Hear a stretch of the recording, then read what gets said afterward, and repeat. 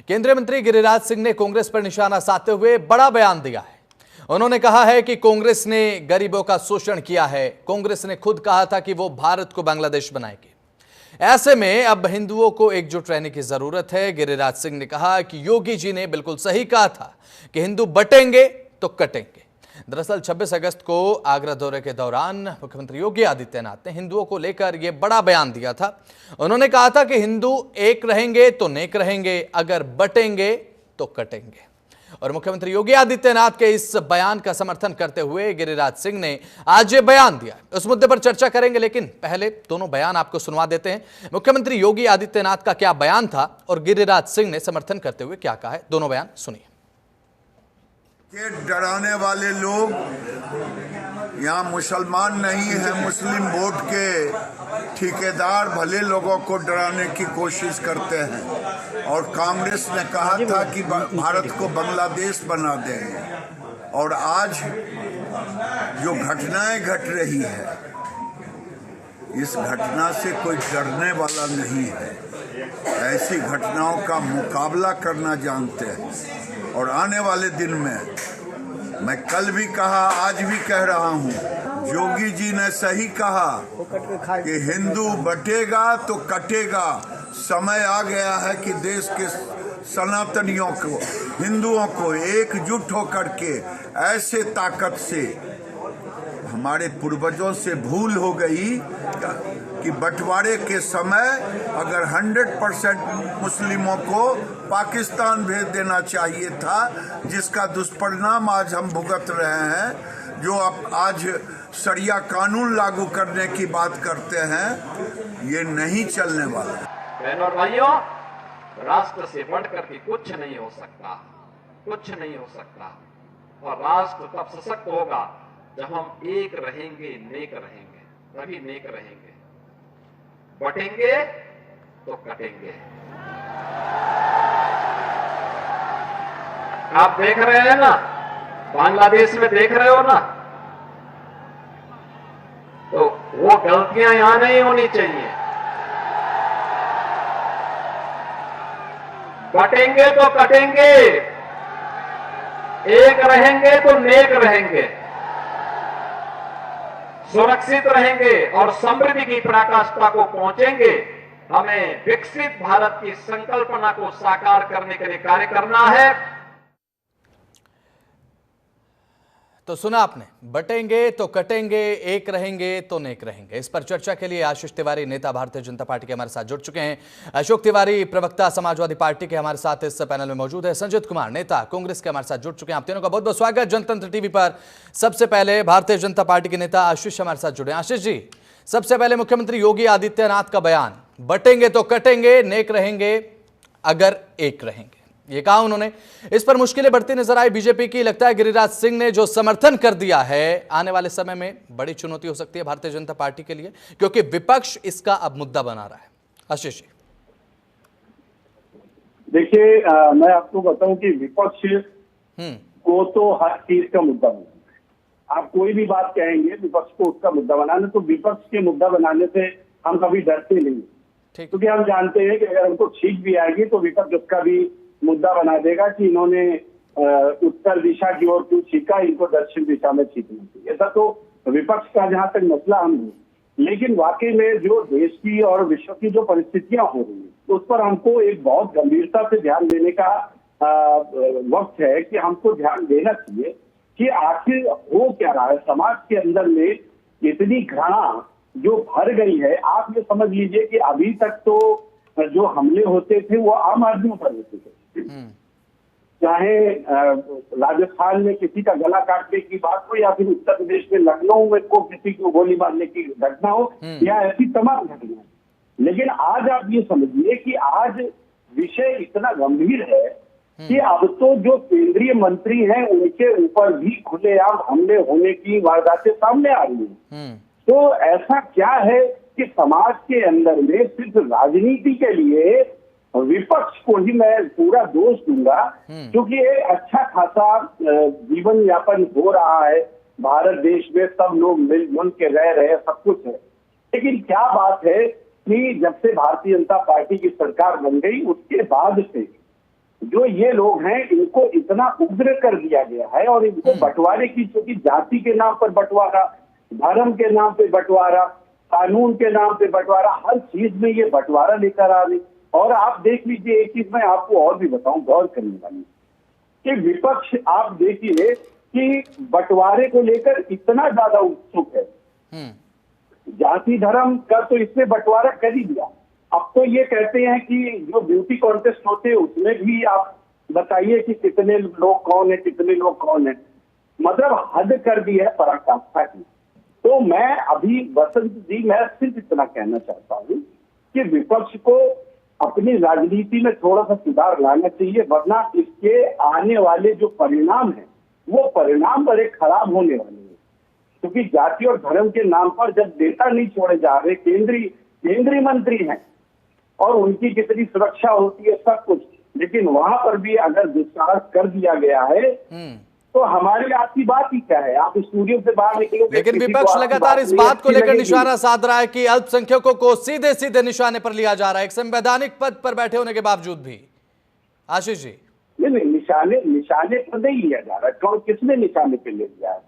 किसने कह दिया कि अल्पसंख्यकों के निशाने पर हम लोग हैं? तो सभी के लिए बयान था, ये सभी के लिए बयान था कि नेक रहेंगे अगर एक रहोगे। इसमें ये तो पंचायत की कहानियां हैं। एक रहोगे, नेक रहोगे, सुखी रहोगे, झूठ मत बोलो, कभी किसी को धोखा मत दो, बटेंगे तो कटेंगे, ये कौन सी कहानी में आपने पढ़ा है?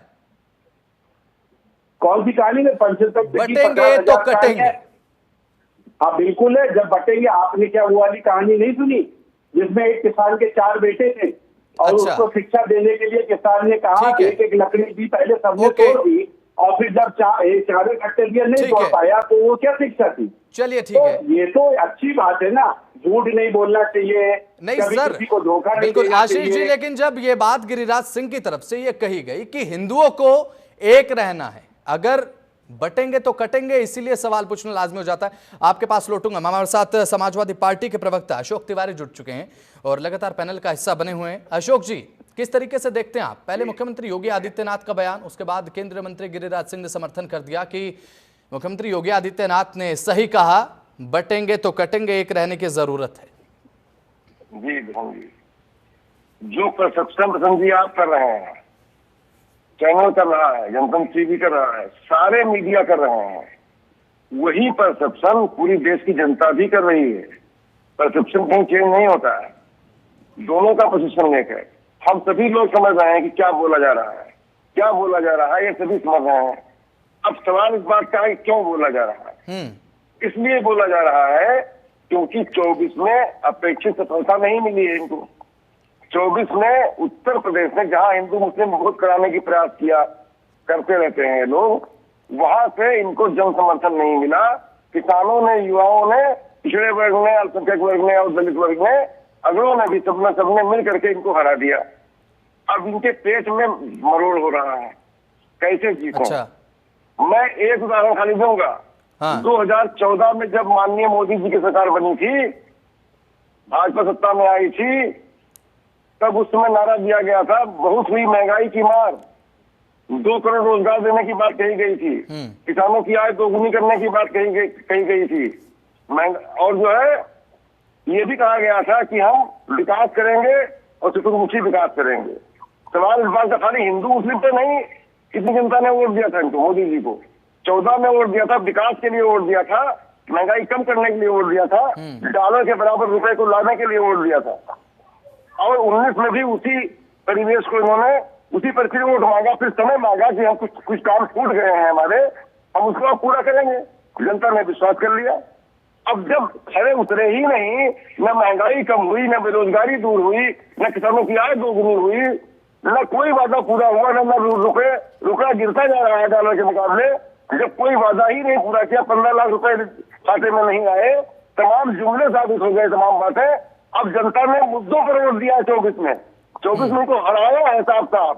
जब आरक्षण नहीं मिल रहा है, नौकरियां नहीं आ रही हैं, और जो है युवाओं का हक मारा जा रहा है, परीक्षाएं लीक हो रही हैं, प्राइवेटाइजेशन हो रहा है, आउटसोर्सिंग हो रही है, यहाँ तक कि मैं सही बात बोल रहा हूँ। इन्हीं मुद्दों पर जब वोट दिया गया है और ये हारे हैं, अब फिर हिंदू मुस्लिम करने की बात कर रहे हैं। अकेले हिंदू मुस्लिम से आप नहीं जीत पाएंगे। अकेले हिंदू मुस्लिम पे 14 में भी नहीं जीते थे और 19 में नहीं जीते थे आप। खाली हिंदू मुस्लिम करने से आप नहीं जीत पाओगे। सुनो, आपका ग्राफ गिरता जा रहा है, जनता आपका मतलब ला रही है, जनता हल्के में ले रही है इनके बयानों को। ठीक है आशीष जी, लौटूंगा आपके पास। ठीक लगी है, है। ओके अशोक जी, जी। आपने जो सवाल किया पूछूंगा वो भी मैं, जो भारतीय जनता पार्टी के नेता हमारे साथ जुड़े हुए। लेकिन संजीत कुमार लगातार कांग्रेस नेता हमारे साथ पैनल में मौजूद है। संजीत जी, किस तरीके से देखते हैं आप गिरिराज सिंह की तरफ से जो कहा गया कि जो कहा वो सही कहा, बटेंगे तो कटेंगे, आप किस तरीके से देखते हैं? क्योंकि लगातार कांग्रेस हमलावर है भारतीय जनता पार्टी पर, इसे लेकर आपकी क्या राय इस पर संजीत जी? देखिए, जिस प्रकार की उनकी काबिलियत है हाँ। और जिस प्रकार का अंगूठा टेक नेता आज की लोकतांत्रिक व्यवस्था के अंदर पैदा हो गए हैं, उस विकृति के अंदर इस राजनेताओं के माध्यम से दिया गया ये वक्तव्य मैं समझता हूँ उनकी योग्यता दर्शाता है। वो बताता है कि किस प्रकार के राजनेता है वो और क्या उनकी कैपेसिटी और कैपेबिलिटी है। भारतीय संविधान को समझने और देखने की तरीके में अंतर है। मैं कहता हूँ ऐसे लोग भारतीय राजनीति को न सिर्फ गंदा कर रहे हैं बल्कि उसे निचले स्तर पर लेकर के जा रहे हैं। ठीक है, भारतीय जनता पार्टी साबित है, ऐसे लोगों का ही समूह है जो लोग ऐसे बातों का समर्थन करते हैं। इसके मुख्यमंत्री बल्कि वर्तमान में गिरिराज सिंह भी उसी समूह के नेता हैं जिनको न भारतीय संविधान की समझ है न भारतीय व्यवस्था की समझ है। अपनी बात रखते रहते जी संजीत कुमार जी। जी, मैंने ये कहा कि उनकी जो वर्तमान स्थिति है, उस वर्तमान परिस्थिति के अंदर यह वर्तमान लोकतांत्रिक व्यवस्था की विकृति के ऐसे राजनेता इस देश के अंदर उन जरूर बातें करते हैं और संवैधानिक पद पर बैठ करके बातें करते हैं, ना अपने आप में एक निंदनीय विषय। भारत की जनता ये बातें समझ रही है और वो जानती है। वो इस मिजाज की नहीं है जो मिजाज बनाना चाहते हैं। लेकिन मैं आपको स्पष्ट कर दूं कि आने वाले वक्त में फिर से उनकी थोड़ी सी हैकरी तो गुम हुई है। आने वाले समय में फिर से उनको जवाब मिलेगा और करारा जवाब मिलेगा। ठीक है आशीष तिवारी जी, ये कहना है अशोक तिवारी जी का कि हिंदू मुस्लिम की राजनीति चलने वाली नहीं है, जनता अब डेवलपमेंट को देख रही है। देखिए वसंत नहीं, मैं क्या बताऊं, विपक्ष के ऊपर मुझे बड़ी हंसी आती है और इस बात पर हंसी आती है क्योंकि ये 2014 से लगातार इनके वही मुद्दे थे, वही बातें थी जो ये आज तक बोलते हैं। और इनके हर पैनलिस्ट, हर प्रकार किसी चैनल पर आप देख लो, 2, 4, 5 इनकी बातें हैं, उसके अलावा इनको कुछ पता नहीं है। और आप संविधान की बात करते हैं, इतने संवैधानिक लोग हैं कि गिरिराज जी को ये इतना गंदा भी बोला कांग्रेस के प्रवक्ता ने, तो कम से कम थोड़ा संस्कार होना चाहिए। लेकिन चलिए ठीक है, भारत माता को डायन कहने वाले जो लोग हैं वो ऐसा बोल सकते हैं, इनसे कोई और उम्मीद करी नहीं जा सकती। तो अच्छी बात यह है कि देखिए 2014 में बसंत जी को झगड़ा जनता ने 2014 में, ठीक, इन्होंने बताया कि 2014 में हमने हिंदू मुस्लिम कर लिया, झूठ बोल लिया, सब कुछ कर लिया। अच्छा ठीक है, चलिए आपकी बात मान ली। 2019 में फिर क्या हुआ, बोले ने 2019 में फिर इन्होंने जनता से झूठ बोल लिया और जनता को ये कर दिया। जनता ने अच्छा चलो ठीक है। 2024 में क्या हुआ, जनता ने फिर हमको जिताया। लेकिन ये बार बार ये बात समझने को नहीं तैयार है कि ये लोग यहाँ एनडीए को जिताया। आशीष तिवारी जी, एनडीए को जिताया। हाँ एनडीए, वही हम एनडीए ही हैं सर, हम एनडीए ही हैं। हम कोई इंडी गठबंधन तो है नहीं कि गठबंधन है और उसके बाद पंजाब में आम आदमी पार्टी और कांग्रेस लड़ गए। अच्छा वो छोड़ दीजिए, अभी लेकिन सॉफ्ट तो होना पड़ा ना, लेकिन सॉफ्ट तो होना पड़ा। प्रधानमंत्री नरेंद्र मोदी की एक वाणी जो मुखरता के साथ सारी बात रखते थे, एक सॉफ्टनेस उसमें भी देखने को मिली ना। 2024 में जब लोकसभा चुनाव के नतीजे आए, एक बहुत बड़ा झटका लगा आपको कि नहीं लगा? देखिए मैं बताता हूँ आपको, यही बात मैं बता रहा हूँ बसंत जी, आप बात समझिए। अब इन्होंने ये बोला कि हम हरा तो नहीं पाए, तो इन्होंने कहा कि देखो अब जो प्रधानमंत्री जी हैं पहले वो ऐसे बात करते थे, अब वो ऐसे बात, मतलब अब इनको जब कोई मुद्दा नहीं मिला तो ये प्रधानमंत्री जी के अब ये बताने लगे कि देखिए प्रधानमंत्री है वो कॉलर वाला कुर्ता पहनने लगे, ये भी हमारी वजह से हुआ है, विपक्ष ने इतना दबाव। तो ये फर्जी बातें हैं ना। देखिए आप हरा नहीं पाए, आप इस बात को स्वीकार करो। पूरा इंडी गठबंधन मिलके उतनी सीटें अकेले नहीं ला पाया जितना अकेले भारतीय जनता पार्टी लाई। देश की जनता ने आपको मुंह की खानी पड़ी, लेकिन उसके बावजूद भी आप बता रहे हो कि आप वो ऐसे नहीं बात कर रहे। मैं राहुल गांधी जी को देख रहा था कि राहुल गांधी जी एक जगह कश्मीर में बता रहे थे पहले मोदी जी ऐसे चलते थे, अब ऐसे चल, मतलब उनके चाल ढाल, और वो पहले 4 रोटी खाते थे, अब वो 3 रोटी खाने लगे। मतलब फर्जी विपक्ष, फर्जी बातें, सेंसलेस बातें। अरे आप बात करिए ना कि आप हारे हो। और अभी भी देखिए, आप अभी भी हमारे जो दोनों प्रवक्ता हैं, दोनों ने क्या कहा कि हमने हरा दिया, आपने हरा दिया और सत्ता में हम हैं। मतलब आप लोगों के कोई सेंस ही नहीं है बात करने का, आप बात क्या करना चाहते। और जनता ने इनको ये कर दिया, जनता ने हमको जिता के भेजा भाई, सरकार हमारी है। चलिए ठीक है, सरकार में है, आप लोग कहां पर अभी? ठीक है आशीष जी। अशोक तिवारी जी जी जी भाई, देखिए हमको बड़ी सहानुभूति है भाजपा के प्रवक्ता से। उनके दिन अच्छे नहीं है, और दिन अच्छे नहीं है तो कोई ना कोई तो बात कहेंगे ही। जब चैनल पे आएंगे तो कुछ ना कुछ बोलेंगे ही बोलेंगे। सच्चाई है, बोलने के लिए कुछ है नहीं। सच्चाई ये भी है कि जनता इनसे दूर जा चुकी है। उत्तर प्रदेश की बात कर रहा हूँ, देश में जा चुकी है, लेकिन उत्तर प्रदेश में खास तौर से जा चुकी है। यूपी में बहुत बेहाल स्थिति में है। आज बाबा योगी आदित्यनाथ जी जो भी मन में आ जाता है बोल देते हैं। मानसिक विचलन की स्थिति में जैसा लगता है कि आ गए हैं, और इनके बयानों से जनता और पक्का समझ रही है कि ये महंगाई तो कुछ करने वाले नहीं है, बेरोजगारी दूर करने वाले नहीं है, किसानों की कुछ आय बढ़ने वाली नहीं है, महिलाओं की सुरक्षा इतनी बद से बदतर हो गई उत्तर प्रदेश में कि वो सही होने वाली नहीं है। इनको चिंता ही नहीं है, इनको हिंदू मुस्लिम की चिंता है। इससे जनता और दूर होती जा रही है। हमको टिप्पणी नहीं करनी है, इनके बयानों पर टिप्पणी करनी ही नहीं है। इनके बयान इतने शर्मनाक हैं, इतने निंदनीय है कि जनता खुद ही उसे निंदनीय मान रही है। और आने वाले समय में 10 के 10 जाति की बात आपने कही अशोक, बिल्कुल जाति की बात आपने कही है। पीडीए का नारा देते हैं आप, समय के अनुसार वो पीडीए की जो फुल फॉर्म है वो आप भी बदल देते हैं। कभी पिछड़ा दलित तगड़ा हो जाता है, पिछड़ा दलित अल्पसंख्यक हो जाता है। इनके बयान हराएंगे, इनको 27 का चुनाव हराएंगे। Last comment Ashok Tiwari. और हमारा पीडीए खड़ा है, मैं डंके चोट पर कहता हूँ, हमारा पीडीए हमारा खड़ा है। पिछड़ा दलित अल्पसंख्यक खड़ा है, अगड़े भी खड़े हैं, आदिवासी भी खड़े हैं, आदि आबादी भी खड़ी है। सर्वोत्तम समाज हमारे साथ है। सर्वोत्तम समाज ने हमारा साथ दिया था, सब जाकर के राजा सिंह की बैंक कम हुआ था, मोदी जी कम वोटों जीत पाए थे। चलिए ठीक है, संजीत कुमार देता है तभी इतना। संजीत कुमार, क्या बांग्लादेश बनाएंगे क्या भारत को, ये कह रहे हैं गिरिराज सिंह। लास्ट कमेंट आपका। जी, इन नेताओं को मैं समझता हूँ, भारतीय जनता पार्टी को वो अपने खुले छोड़ रखी है। मैं समझता हूँ भारतीय जनता पार्टी जानती है कि आने वाले वक्त में चाहे वो जम्मू कश्मीर हो, चाहे झारखंड हो, चाहे हरियाणा हो, चाहे वो महाराष्ट्र हो, हर जगह उन्हें हार का सामना करना पड़ेगा। ठीक है, कृपया करके इन नेताओं को लगाम लगाइए। ठीक है, भारत का लोकतंत्र जिंदा है, भारत की जनता जिंदा है, आपको जवाब देगी। चलिए ठीक है, लास्ट कमेंट आशीष तिवारी। देखिए, लोकतंत्र और संविधान, ये लोग अभी तक ये लोग ये संविधान बचाओ गैंग है। और ये संविधान बचाओ गैंग वो है कि जब उच्चतम न्यायालय कोई एक आदेश देता है तो उसके खिलाफ भारत की सड़कों पे ये लोग आंदोलन करते। मतलब ये पहली बार ऐसा इतिहास में हुआ होगा। ये संविधान बचाओ गैंग वाले लोग हैं। ठीक है, चलिए तो आप ये समझ लीजिए कि ये सिर्फ और सिर्फ झूठे लोग हैं, नमस्कार। ठीक है आशीष तिवारी, इनके पास कोई बात नहीं है, ये सिर्फ। चलिए ठीक है आशीष। अशोक तिवारी प्रवक्ता समाजवादी पार्टी के हमारे साथ जुड़े, संजीत कुमार नेता कांग्रेस हमारे साथ जुड़े, आशीष तिवारी नेता भारतीय जनता पार्टी के साथ हमारे साथ जुड़े। बहुत बहुत शुक्रिया आप तीनों का चर्चा में शामिल होने के लिए।